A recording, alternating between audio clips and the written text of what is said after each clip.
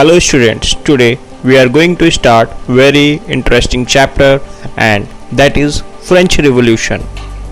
First of all, we should know the meaning of the French Revolution. France is a name of country.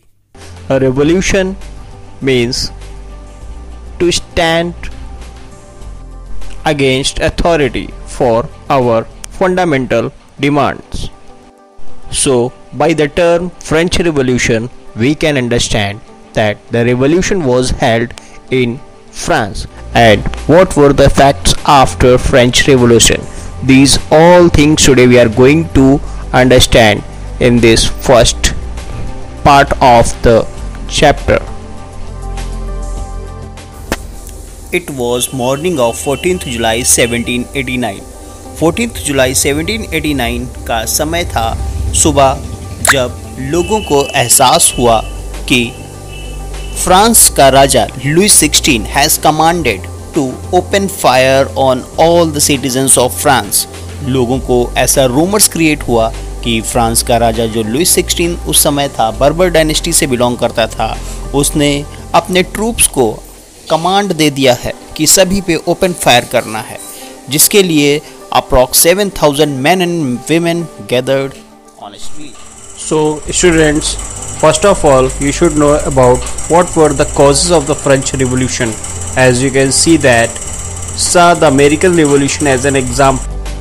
जल्द ही इससे पहले America में भी इसी प्रकार की सिचुएशन थी और वहाँ भी लोगों के साथ बहुत ही गलत होता था, जिसको देखते हुए अमेरिका के लोगों ने रिवॉल्यूशन किया और उनको इस पर सफलता भी प्राप्त हुई। तो अमेरिका का रिवॉल्यूशन होना और उसका सक्सेस होना, it was one of the best example for the French revolution. And the second is enlightenment idea. Revolution में फ्रांस में कुछ ऐसे philosophers Rousseau, John Locke's, Montesquieu जैसे फिलोसफर्स ने भी बढ़ चढ़कर योगदान दिया, as they started writing to make aware the people to fight for the right. And the third point is economic and social inequalities and trouble. As we know that the France was divided into three parts. पूरे France को 3 parts में divide किया गया था.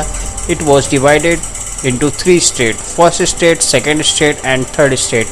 France को 3 state में divide कर दिया गया था, first state, second state and third state. In first state it was made up of clergy from the Roman Catholic church.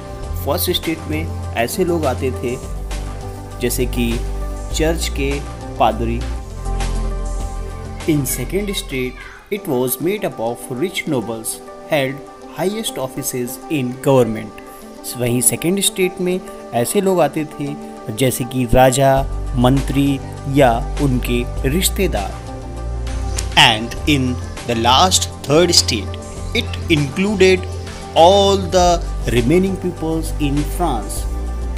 They did not have any powers to cast their vote.